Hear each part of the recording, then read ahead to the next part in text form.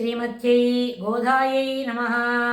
இன்னைக்கு திருப்பாவையில் 21வது பாசுரம் பார்க்கலாம். ஏற்றகலங்கள் எதிர்பொங்கி மீதளிப்ப மாற்றாதே பால் சொரியும் வள்ளல் பெரும் பசுக்கள் ஆற்றப்படைத்தான் மகனே அறிவுராய் ஊற்றமுடையாய் பெரியாய் உலகினில் தோற்றமாய் நின்ற சுடரே துயிலழாய் மாற்றார் உனக்கு வழி தொலைந்து உன் வாசற்கண் ஆற்றாது வந்து உனது அடிபணியுமா போலே போற்றியாம் வந்தோம் புகழ்ந்தேலோர் எம்பாவாய்.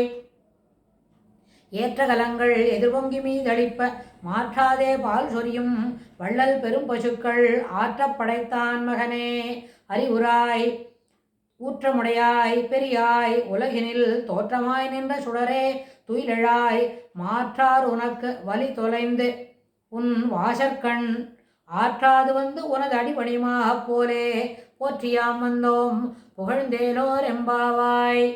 இந்த பாசுரத்தில் ஆண்டாள் சிறப்பான கருத்துக்களை பகிர்ந்துக்கிறார். முதல் 2 வரியில் பெரிய விஷயங்களை சொல்கிறா. என்ன? ஏற்ற கலங்கள் எதிர்பொங்கி மீதளிப்ப மாற்றாதே பால் சொரியும் வள்ளல் பெரும் பசுக்கள்.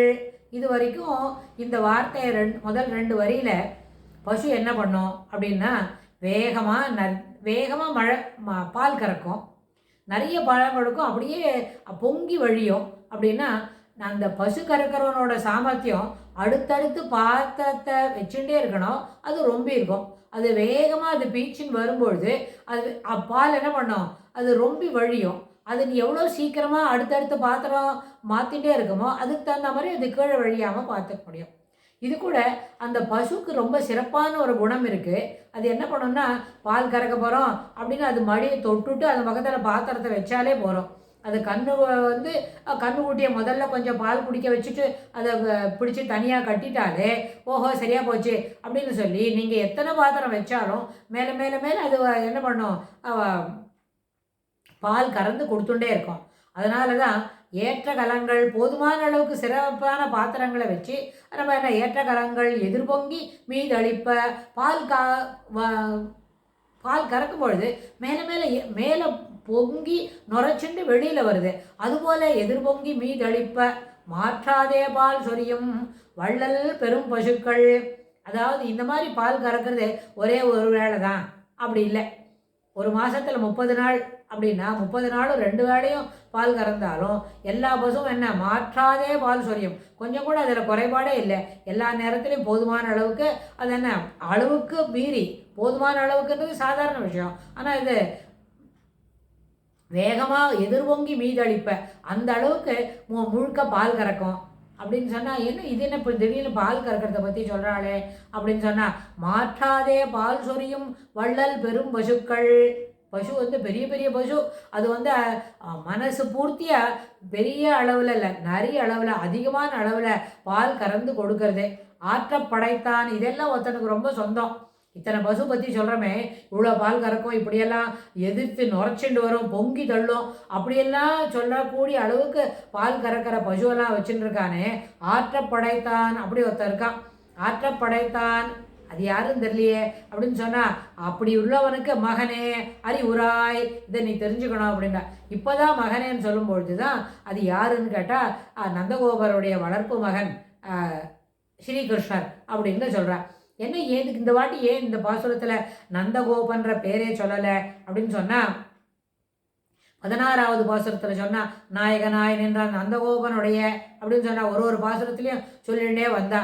ஆனால் இந்த பாசுரத்தில் அவள் என்ன பண்ணலை, நந்தகோபான் மகனே அப்படின்னு சொல்ல வராமல் ஆற்றப்படைத்தான் மகனே அறிவுராய் அப்படின்னு கிருஷ்ணரை கூப்பிட்டு, நீ இந்த மாதிரி உங்கள் அப்பாவுக்கு இவ்வளோலாம் வசதி இருக்குது, இப்படியெல்லாம் பால் கறந்து கொடுக்கக்கூடிய சிறப்பான பசுக்கள், பெரிய பெரிய பசுக்கள், வள்ளல் பெரும் பசுக்கள் அப்படின்லாம் வச்சுட்டு இருக்கார். அந்த பசு எல்லாம் அவருக்கு போதுமான அளவுக்கு பால் கொடுக்கறது, பாலை அப்படியே எதிர்பொங்கி மீது அளிக்கிறது அப்படின்னு சொல்லி கிருஷ்ணருக்கு இத்தனை அடைமொழி இல்லை, நந்தகோபருக்கு இத்தனை அடைமொழி. அந்த நந்தகோபரோட மகனே அறிவுராய் அப்படின்னு இது உனக்கு தெரிஞ்சுக்கோ அப்படி. ஏன் இப்படி நான் இந்த நந்தகோபரனுடைய பேரை இங்கே சொல்லாமல் அவனுக்கு மகனே சொல்லியிருக்கான்னு சொன்னால், 16வது பாசுரத்துலேருந்து இந்த 20வது பாசுரத்தில் வரைக்கும் என்ன 3-4 பாசுரத்தில் நந்தகோபாலனுடைய பேரை சொல்லி நீங்கள் எழுந்துருங்கோ, நந்தகோபாலன் மகனே நீ எழுந்துரு, அப்புறம் பலராமனுக்கு தம்பியே எழுந்துரு அப்படின்னு சொல்லி சொன்னா, படுக்கையே தூங்குறதுப்பா அப்படிலாம் சொல்லி எழுப்பினான். ஆனால் பக்கத்தில் தான் நப்பின்னை இருக்கான்னு தெரிஞ்ச உடனே நப்பின்னை அவன் மேலே அவளை எழுந்து விட்டாத படுத்துருக்கே நீ எழுந்துரு அப்படின்னு சொன்னான். அப்புறம் இந்த பாசத்தில் இப்படி சொன்ன உடனே அறிவுராய் தோற்றமாய் நின்ற சுடரே துயிலெழாய் அப்படின்னு, ஆற்றப்படைத்தான் மகனே அறிவுராய் ஊற்றமாய் நின்று, அப்புறம் சுடரே துயிலெழாய், எதுக்கு சுடர் அப்படின்னு கேட்டால் அந்த சுடர் என்று சொன்னால் அதுக்கு ஆற்றப்படைத்தான் மகனே அறிவுராய் சொன்னால் அந்த சுடர் என்ற வார்த்தை பெருமாளுக்கு. ஏன்னா ஒரு ஒளி எப்படி அங்கே எவ்வளோ தூரத்தில் கொடுக்கும், கொஞ்சம் தூரத்தில் கொடுக்கும். ஆனால் அது என்ன, அந்த கொடுக்குற அளவு அது எல்லாருக்கும் இருக்குது. அந்த சுடர் என்ன பண்ணணும், இப்போ துயிலெழ வேண்டும். ஏன்னா பாசுரத்தில் அங்கேயே படுத்துட்டே வாய் தரவாய் அப்படின்னு சொன்னால் அதனால் படுத்துட்டே நான் தான் என்ன தான் எல்லாரும் பேச புகழ்ந்து பாடுவா, இந்த பொண்ணு என்ன நம்மள வாய் தரவாய் நீ பேசுன்னு சொல்கிறது அப்படின்னு கேட்டா. அப்புறம் போன பாசுரத்தில் 33 அமரருக்கு முன் சென்று அவளோட கஷ்டத்தெல்லாம் தீக்குவ அவளுக்கு முன்னே நிற்ப அப்படின்னா, அதுபோல் இருக்கிறவன் நீ என்ன பண்ணுற, தோற்றமாய் நின்ற சுடரே துயிலெழாய், எல்லாருக்கும் முன் நிற்கிறவன் சிறப்பானவன் நீ கண் விழிக்கணும். தோற்றமாய் நின்ற சுடரே துயிலெழாய் ஊற்றமுடையாய் பெரியாய், பெரிய ஊக்கம் இருக்கிறவன், அதாவது தன்கிட்ட அண்டி நிற்கிற சிஷ்யர்களையும் அண்டி நிற்கிற பக்தர்களையும் என்ன காப்பாற்றணும், அவர்களை கரை சேர்க்க வேண்டும், அவர்களுக்கு சிறப்பு செய்ய வேண்டும், அவர்களுடைய அன்பையும் பக்தியும் ஏற்றுக்கொள்ள வேண்டும் அப்படின்னு பெரிய ஊற்றம் என்ன சொன்னால் ஒரு விசுவாசம் என்ன, அதில் ஒரு இன்வால்மெண்ட்டு, அவளை காப்பாற்றணுன்ற ஒரு துவரை ஒரு வேகம் அது இருக்கும். ஊற்றமுடையாய் அதோட நிற்கல அவள் ஆண்டாள் இன்னொரு வார்த்தை சொல்கிறா, பெரியாய் நீ எல்லாருக்கும் பெரியவன்பா அப்படின்னா, இல்லையே சின்ன குழந்தைன்னா படுத்துட்டு இருக்குது, 10 வயசு கூட ஆயிருக்காதே. பெருமாள் கோகுலத்தை விட்டுட்டு வெளியில் மதுரா நகரத்துக்கு அந்த கம்சன் கூட்டான் அப்படின்றத அவர் கூட்டின்னு போகிறார் இல்லையா அக்ரூரர், அப்போவே அவருக்கு ஒரு 10 வயசு தான். அந்த 10 வயசுக்கு முன்னாடி தான் இது எல்லாமே நடக்கிறது. அப்போ அவர் பெரியாயின்னு சொல்கிறாளே அப்படின்னு கேட்டால், பெரியாய் not by age by actions and deed அப்படின்னு சொல்லி ஆண்டாள் இங்கே ஒரு சின்ன எக்ஸ்பிளனேஷன் கொடுப்போம். ஏன்னு கேட்டால் இந்த 10 வயசுக்குள்ளே தான் பெருமாள் எல்லாம் நான் போன்ற சகடம் உதைக்கிறது, அப்புறம் இந்த அசுரனை விற்கிறது, விளாம்பழம் கொடுத்துட்டுருக்கேன்னா அந்த அசுரனை வைக்கிறது, பெரிய மலைப்பாம்புக்குள்ளே பிள்ளைங்கள்லாம் வாய்க்குள்ளே போகிறது அதெல்லாம் நிறுத்துறது, அப்புறம் இந்த கோபுகள் எல்லாம் சேர்ந்து இத்தனை பசுக்கள் 1,00,000 பசுக்கள் ஆயிடுச்சுன்னு பெருமாள் என்ன மேய்க்கிறதுக்கு வரார். அவரோட கூட 1000 பாடிகளில் இருக்கிற எல்லா சிறுவர்களும் வரா. அப்படின்னா ஒரு திடீர்னு என்ன பண்ணிட்டார், எல்லாரும் கொண்டாடுற கிருஷ்ணரை பார்த்துட்டே ஒரு சாயங்காலம் எல்லா பசுவும் அந்த மரத்தடியில் தான் ஒரு சின்ன மலை போல் ஒரு குன்று போல் உட்காந்து வாசித்தா புல்லாங்குழல் வாசிக்கும்போது ஒரு பசுவாக நின்றுடும். அந்த சங்கீதத்தை கேட்டுட்ட அதுக்கு மெய் மறந்து போயிடும். அப்படியே காதை மட்டும் அப்படி நிறுத்திக்கணும், காதை ரைஸ் பண்ணிக்கும். நம்மளாலலாம் நம்மளுக்கு இல்லை, இப்போ இந்த பேச்சு எதுவுமே நம்மளுக்கு இல்லை. கிருஷ்ணரோட அருகாமையில் இருந்தால் பசு அந்த இசையை மகிழ்ந்து கேட்கறது அப்படின்னா, அந்த மகிழ்ந்து கேட்கும்பொழுது அதனோட அந்த உணர்ச்சி பொங்கத்தில் அதனோட காதெல்லாம் நல்லா ரைஸ் பண்ணி காதை தீட்டிக்கிண்டு கேட்கறது அப்படின்னு ஒன்று பக்கத்தில் உட்காந்துக்கும். ஒன்று கிருஷ்ணரோட தொடை மேலே தன் முகத்தை வச்சுக்கும், ஒன்று பக்கத்தில் தோல் பக்கத்தில் நிற்கும். அப்படின்னா எல்லா பசுவும் வந்துவிடும். ஒரு நாள் திடீர்னு அந்த பசு என்ன பண்ணலை, ஒன்றுத்தையுமே காணும். கண்ணு கட்டின தூரம் வரைக்கும் பெருமாளுக்கு தெரியல. பெருமாள் சின்ன குழந்தை தான் அந்த நேரத்தில். ஆனால் என்ன பண்ணார், அவருக்கு எல்லா கணித கடனா சாமர்த்தியம் இருக்கிற சர்வாந்தரியாமியாக இருக்கிற பரம்பொருள் அது எட்டி பார்த்தா காணும். ஒரு நிமிஷம் ஒரு ஃப்ராக்ஷன் ஆஃப் செகண்டில் தெரிஞ்சுடுத்து. இதெல்லாம் என்ன பண்ணிட்டார், பிரம்மா தன்னோட இடத்துக்கு அழிச்சுன்னு போயிட்டார். ஏன்னா பெருமாளுக்கு இவ்வளோ அழகாக வாசிக்கிறார், பசுவெல்லாம் கொண்டாடுறது, நமக்கு என்ன இங்கே ஒன்றும் இல்லவே இல்லை அப்படின்னு சொல்லி அவரோட ஒரு ஃப்ராக்ஷன் ஆஃப் செகண்டில் அவருக்கு இருக்கிற ஒரு இம்பல்சிவ் பிஹேவியர், ஒரு அறியாமை, அதனால் என்ன பண்ணிட்டார். அதில் இன்னொரு ஆழ்ந்த கருத்து கூட இருக்குது. அதை நம்ம இந்த பதிவோட சிறப்பு அம்சங்களை பார்க்கும்போது அப்போ பார்க்கலாம். அப்போ என்ன பண்ணிட்டார், பசு அதனோட கண்ணுக்குட்டி அங்கே இருக்கிற கோபர்கள் எல்லாரையுமே அவர் பிரம்மலோகத்துக்கு அழைச்சிட்டு போயிட்டார். இங்கே காணவே காணும். பெருமாள் பார்த்தா தெரிஞ்சுன்னு விட்டார். ஓஹோ, இந்த சுவாமி இப்படி பண்ணியிருக்கா போல இருக்கு, அதுக்கு என்ன அப்படின்னு சுவாமி தன்னோட சங்கல்ப சக்தியால் எல்லா வீட்டுக்கும் எல்லா பசுவும் வந்துடுத்து, எல்லா கோபர்களும் வந்துவிட்டா. பெருமாளும் என்ன பண்ணிட்டார், அவளோட பசுவை மேய்ச்சிக்கிண்டு எல்லாரும் வந்து அவளோட சாப்பாட்டு பாத்திரம்லாம் எடுத்துன்னு விட்டா. அவள் வீட்டில் கொண்டு முடிஞ்சு விடுத்து. ஒரு சாயங்காலத்தில் இப்படி நடந்துருது திடீர்னு. ஆனால் அது திடீர்னு பெருமாள் அதை வந்து அது ஒன்றுமே காட்டிக்கவே இல்லை. இவாத்தில் பையனை காணுமே, அவாத்தில் எல்லா ராத்திரியும் அவாத்த பையன் நல்லா ரொம்ப அழகாக சொன்ன பேச்சு காட்டு குறும்பெல்லாம் இல்லாமல் இருந்துட்டு இருந்தது. இந்த பசு பார்த்தா பெருமாளுக்கு உள்ளுக்குள்ளே ஒரு சிரிப்பு. சரின்னு சொல்லிட்டு அதை இந்த வேலையும் அதை வெளியில் காமிச்சிக்காமல் எல்லாத்தையும் நடந்து பண்ணிட்டு இருக்கார். இது இங்கே இது போல் ஒரு வருஷம், அதுபோல் 6 மாதம் போல் இந்த பசுவைங்க புது பசுவும் எல்லாம் இருக்குது. எல்லா பசுவும் ஒரே மாதிரி இருக்கு. அவளுக்கு ஆற்றுல போனால் நல்லா பசு பால் கிடக்கிறது. என்னடா எங்கே கூட்டின்னு போனாங்கடா அப்படின்னு கேட்டால் இல்லை கிருஷ்ணன் தான் அழைச்சின்னு போனாங்க. ஏன்னா அந்த பசங்களுக்கு எல்லாமே தேர் இன் ட்ரான்ஸ், என்ன நடக்கிறதுன்னே தெரியல.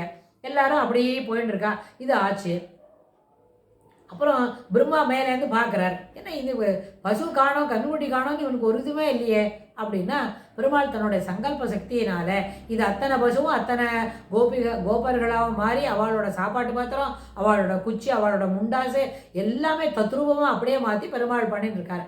இதை பார்த்த உடனே ஊற்றமுடையாய் பெரியாய், இது ஏன் இவர் பெரியவன் சொன்னால், சின்ன பையன்தான், 10 வயசு கூட ஆகாத பாலகன்தான், ஆனால் பெரியாய் ரொம்ப பெரிய வேலையை அது என்ன அதை பற்றி வெளியில் காட்டிக்காமே செய்கிறார். இதில் இன்னொரு பெரியாய் கூட நம்ம ஆச்சாரியர் சொல்கிற பழக்கம் உண்டு. பெருமாள் வந்து அந்த யசோதை கிருஷ்ணரை அந்த உரலில் கட்டி விட்றா. அது என்ன பண்ணுறது, ஒரு இடமா இருக்கலாமல்ல. எல்லா நாளும் அம்மா வந்து குழந்தைய மிரட்டினா அது மூலமாக ஒரு இடத்துல இருக்கும். அப்புறம் வெண்ணெய் கொடுக்குறியா இதை கொடுக்குறியான்னு சொல்லி அழிச்சின்னு போயிடும். ஆனால் அந்த குறிப்பிட்ட நாளில் மாத்திரம் அந்த உரலையே உருட்டிக்கிண்டு பேக்கெட்டில் இருக்கிற மரத்து வரைக்கும் போகிறது. அப்போ என்னாச்சு, பெருமாளுக்கு அந்த வேலையை முடிச்சுடணும். அவன் வந்த காரியம் ரொம்ப நாளாக காத்துன்னு இருக்கான். நம்ம பண்ண கொடுத்து நம்ம தான் முடிக்கணும்னு அவனுக்கு கிடைச்சிருக்கு. அப்படின்னா அந்த வேலையை பார்க்கணும். அந்த 2 மரத்துக்கு நடுவில் அந்த உரலை கல் உரலை உருட்டிக்கிட்டு வந்தவொடனே பட்டார்னு 2ம் சாயறது. பெரியாய் அவனுக்கு 2 அந்த தூதனுக்கு என்ன பண்ணிவிட்டார், மோட்சம் கொடுத்து விட்டார். அவனோட சாப விமோசனம். மரமாக நின்றுட்டு இருந்தான், அந்த மரமாக அவன் சாஞ்சி விட்டு அவனுக்கு என்ன வந்துடுது, மோட்சம் கொடுத்து விட்டார் பெருமாள். அவனுக்கு அந்த மரமாக நிற்கிற இடத்துல அந்த சாப விமோசனம் கிடைச்சிடுது. அதனால் இதுபோல் சின்ன சின்ன விஷயங்கள் தான். ஆனால் பெரியாய் பெரிய பெரிய வேலையெல்லாம் செய்கிறார். அப்புறம் இங்கேயே இன்னொன்று கூட சொல்லி பழக்கம் உண்டு. அதாவது பெருமாள் வந்து குன்று என்ன பண்ணார், அந்த இதே மாதிரி பிரம்மா அபச்சாரப்படுற மாதிரி இந்திரனும் அபச்சாரப்படுறான். இவன் அபச்சாரப்படும்போது பெருமாள் என்ன பண்ணார், அந்த கோவர்தனகிரியை தூக்கி குடுக்க போட்டு சுண்டு வரலாறு பிடிச்சிட்டு 7 வயசு இருக்கிற குழந்தை அந்த கோவர்தனகிரியை கவுத்து போட்டு திருப்பி பிடிச்சி எல்லா ஆணிரையும் அங்கே என்ன பண்ணிக்கிறார், பத்திரமா காப்பாற்றிக்கிறார். இது எல்லாமே நடக்கிறது. இது போல ஊற்றமுடையாய் தன் கீழே இருக்கிறவாளை காப்பாற்ற வேண்டும், அவர்களுக்கு சிறப்பு செய்ய வேண்டும், அவர்களுக்கு நல்லது செய்யணும், அவர்களுடைய கடினமான நேரங்களில் தான் துணை நிற்கணும் அப்படிங்கிற பெரிய ஊற்றம் இருக்கிறவர். அதனால தான் அவரை பெரிய ஊற்றம் இருக்குதே பெரியாய் அப்படின்னு ஆண்டாளே கூப்பிட்றா. இதனால என்ன பண்ணோம், கண் விழி கொஞ்சம் தூயிலழு, கண்ணை விழிச்சு எங்களை பாரு அப்படின்னு அடுத்த பாசனத்தில் இன்னும் சிறப்பாக சொல்ல போகிறா. ஊற்றமுடையாய் பெரியாய் தோற்றமாய் வந்து நின்ற சுடரே தூயிலழாய் ஆற்றாது உனக்கு வலி தொலைந்து உன் அடிவணிமா போலே. எதிரி ஒருத்தன் இருக்கான் உனக்குன்னு சொன்னால் இருக்கா நிறைய பேர். குழந்தைக்கு 10 வயசு வரைக்கும் நிறைய எதிரிகள் இருந்துகிட்டே இருந்தா. எதிரிகள்னு சொன்னால் அவளோட கர்மாவை தொலைச்சிக்கிறதுக்கு பெருமாள்கிட்ட வந்து மாட்டிக்கிறா. பெருமாள் ஒன்றும் பண்ணல. அவர் இந்த கண்ணுக்குட்டியை தூக்கி அது மேலே அடிக்கிறார், பழத்தை தூக்கி அது மேலே அடிக்கிறார், ஒரு பாம்பை தூக்கி வாயை புழிச்சு போடுறார் அப்படின்னு சொன்னால் அவருடைய எளிமையான எல்லா கடினமான வேலை தான். ஆனால் பார்க்கறதுக்கு ரொம்ப எளிமையாக செய்கிற மாதிரி இருக்கு. வலி தொலைந்து உன் அடிபணியுமா போலே, அவளே வந்து உன்னோட காலில் விழுந்து உங்ககிட்ட என்ன சரணாகதின்னு கேட்குறா. சில சமயத்தில் தானே வந்து இன்னும் கூட சரணாகதி பண்ணுறதுக்கு மனம் இல்லாமல் தோற்றமாய் நின்ற சுடரே துயிலழாய் கொஞ்சம் கண் விழித்து பார்த்துக்கோ, நாங்கள்லாம் வந்திருக்கோம் உன் அடிபணிந்து உன்னுடைய வாசலுக்கு வந்திருக்கோம், உன்னுடைய வாசலுக்கே வந்து நின்றுருக்கோம். எல்லாரும் வந்து என்ன பண்ணுவா, பெருமாள் எங்கே இருக்காரோ அங்கே போய் நிற்பா. ஆனால் நீ பெருமாள் கூப்பிட்ட பிறகு தான் போகணும் அப்படிலாம் ஒரு சின்ன சின்ன விஷயங்கள்லாம் இருக்கும். ஆனால் அப்படி இல்லை, நானே உன் கோயிலின் வாசலில் வந்து நின்று உன்னுடைய நீ படுத்துட்டு இருக்கிற இடம் இருக்கே அங்கேயே வந்து நின்றுருக்கோம். நப்பின்னை கிட்ட வந்து நீ கதவை திறந்து விடு, வாய் திறவாய் அப்படின்னு சொல்லி பேசணும். அப்புறம் அமரர்களுக்கெல்லாம் உதவி செய்கிற மாதிரி நிற்கிற அது போலே வந்தோம். ஆனால் இப்போ என்ன பண்ணோம், உன் அடிபணியுமா போலே போற்றியாம் வந்தோம், புகழ்ந்து உன்னுடைய சிறப்பான அம்சங்கள் இருக்கே, உன்னுடைய லீலைகள், அது எல்லாத்தையும் போற்றி பாடுறதுக்கு தான் வந்தோம், போற்றி புகழ்ந்து பாடுறதுக்கு வந்திருக்கோம். அப்படி வந்து உன் அடிவாசலில் நிற்கிறோம், துயிலழாய் கண் திறந்து பார்த்து எங்களுக்கு அனுகிரகம் பண்ணணும் அப்படின்னு ஒரு சின்ன விஷயத்த பெருமாள்கிட்ட சொல்கிறா. சின்ன விஷயம் இல்லை, ஆண்டாள் கேட்குறது எல்லாம் பெரிய விஷயம்தான். ஏன்னு கேட்டால் சில சமயத்தில் பெரியவாள்லாம் நம்மளுக்கு பார்த்த பாசுரங்களுக்கு அர்த்தம் சொல்லி தருவா. இப்போ இந்த பாசுரத்துக்கே நிறைய அர்த்தம் சொல்லி கொடுத்துருக்கார் ஆச்சாரியர். அவரோட உபன்யாசங்களில் நம்ம நிறைய கேட்டிருக்கோம். அப்படின்னா இது எப்போ சொன்னான்னா, உனக்கு தோணினதை சொல்லுன்னு சொல்ல மாட்டார். எப்படின்னு கேட்டால், எனக்கு சொல்லணும்னு தோணும், ஆனால் சொல்ல நேரத்தில் சில சமயத்தில் அவகாசம் இருக்காது. சொல்லிகிட்டே வரும்போது திடீர்னு என்ன வந்துடும், ஒரு பிரதமம் வந்துடும் பேசக்கூடாது, ஒரு பிரதோஷம் வந்துடும் பேசக்கூடாது, சாயங்காலத்து வெள்ள சொல்லி தரக்கூடாது, கிருஷ்ணபக்ஷம் வந்தால் புது கருத்துகள் சொல்ல முடியாது, புதுசு சந்தை சொல்ல முடியாது, அப்படிலாம் இருக்குதுன்னு வச்சுட்டா அந்த ஆச்சாரியர் தான் சொல்ல நினச்சேன், ஆனால் சொல்ல நினச்சது ஆனால் சந்தர்ப்ப சூழ்நிலையினால் சொல்ல முடியாத விட்டு போச்சு, அந்த கருத்துக்கள் உன் மனதில் ஸ்புரிக்கட்டும் அப்படின்னு அனுகிரகம் பண்ணுவார். அது வெளியில் சொல்லாட்டா கூட அதுபோல் சொல்லி ஒரு அனுகிரகம் பண்ணி ஆகும். அப்படி சொல்லி அக்ஷதை போட்டு ஆகும் அப்படின்னு சொன்னால் அந்த அக்ஷதையை வாங்கிட்டு வந்தால் அது நாளாவட்டத்தில் நம்மளுக்கு எப்பெல்லாம் தேவையோ அப்போ நம்ம படிக்கும்பொழுது அது நம்மளுக்கு அதெல்லாம் புரிய வரும்னு. ஆனால் அந்த எப்பெல்லாம் தேவையோ அப்படின்ற அந்த வார்த்தையை மட்டும் நம்ம அதை வந்து என்ன பண்ணிக்கணும், ஃப்ளாரசன்ட் கலர்லலாம் போட்டுக்கூடாது, அதை வந்து என்ன பண்ணணும், லைட்டர் வெயின்ல வச்சுக்கணும். ஏன்னா தேவையான பொழுது மட்டும் படிக்கிறத காட்டிலும் சில சமயத்தில் விஷயங்களை மேலும் மேலும் கிரகிச்சுக்கணும் அப்படின்னா ஒரு நாளில் 1 மணி நேரம் 2 மணி நேரம் அப்படியே தொடர்ந்து வாசித்துக்கிட்டே இருக்கணும். ஆச்சாரியர்கிட்ட என்ன ஆச்சு, காலக்ஷேபம் ஆச்சு, விஷயத்தை கேட்டுனுட்டோம், ஆனால் அது அப்படியே மனசில் நிற்கணும். அப்படின்னா நம்ம உளவியல் அடிப்படையில் ஒரு விஷயங்களை சொல்கிறோம். ஏன்னு சொன்னால் the more you read recite review அப்படின்னு சொன்னால் அடிக்கடி அதை என்ன பண்ணணும், அவகாகணம்னு பேர் சமஸ்கிருதத்தில், அதுக்கு என்ன பேர், அவகாகணம்னு. ஆனால் நம்ம என்ன சொல்கிறோம், ரீடு ரிசைட் ரெவ்யூ பண்ணிகிட்டே இருக்கணும். என்ன அதனால தான் ரெவ்யூ பண்ணினா டிக்கே த்ரூ டிஸ்யூஸ் இருக்கவே இருக்காது. இதை பயன்படுத்தவே இல்லை, அதெல்லாம் மறந்து போச்சு, அப்படியே பட்டவர்தனமாக க்ளீனாக இருக்குது, ஒரு வார்த்தை கூட நினைவில்லை அப்படின்னு சில நேரத்தில் சொல்ல வரும். அது நம்மளுக்கு ஆங்ஸைட்டியாக இருந்தால் அப்படி மறந்து போயிடும். திருப்பாவை படிக்கிறதுல என்ன ஆங்ஸைட்டி இருக்குது, நம்மளுக்கு என்ன இருக்குது, அதில் ஒரு ப்ளஷர் தான், சந்தோஷம்தான் இருக்குது, திருப்பாவே தொடர்ந்து படிக்கணும்னு. அதனால தான் அது நித்திய அனுசந்தானத்தில் உள்ளது. 30 நாளும் படிக்கலாம், 365 நாளும் படிக்கலாம்.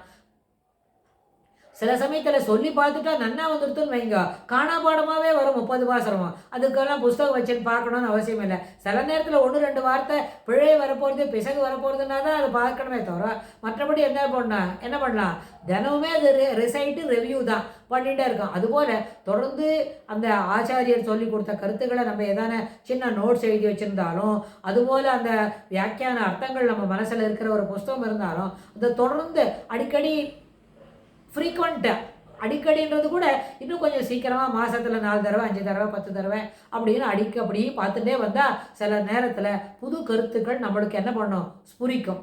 அப்படி அதுக்கு என்ன காரணம், அது கூட ஆச்சாரியர் அனுகிரகம் தான். அன்றைக்கி சொல்லியா கடைசியாக சொல்லி கொடுத்த போது எனக்கு சொல்லணும்னு இருந்தது, அந்த கருத்துக்களை பகிர்ந்து கொள்றதுக்கு சாவகாசம் இல்லை, அதனால் நம்ம வந்து இதை படித்து பார்க்கச்சே புது கருத்துக்கள் உனக்கு ஸ்புரிக்கட்டும் அப்படின்னு ஆச்சாரியர் என்ன மனஸ்பூர்த்தியாக அனுகிரகம் பண்ணியிருக்கார் அப்படின்னா அது சில நேரத்தில் சிறப்பாக விஷயங்கள் நம்மளுக்கு என்ன தோன்றும். அதுபோல் பெருமாளை வந்து பெரியாய் அப்படின்னு கூப்பிட்றா, பெரியவனே நீ வந்து துயிலழாய் கண்ணை விழிச்சுக்கோ, நாங்கள் வந்திருக்கோம் போற்றியாம் வந்து புகழ்ந்து உன்னை வந்து போற்றி பாடுறதுக்காக புகழ்ந்து வந்திருக்கோம், அப்படி எங்களுக்கு அனுகிரகம் பண்ணணும்னு ஆண்டாள் இந்த பாசுரத்தில் கேட்டுக்கிறா.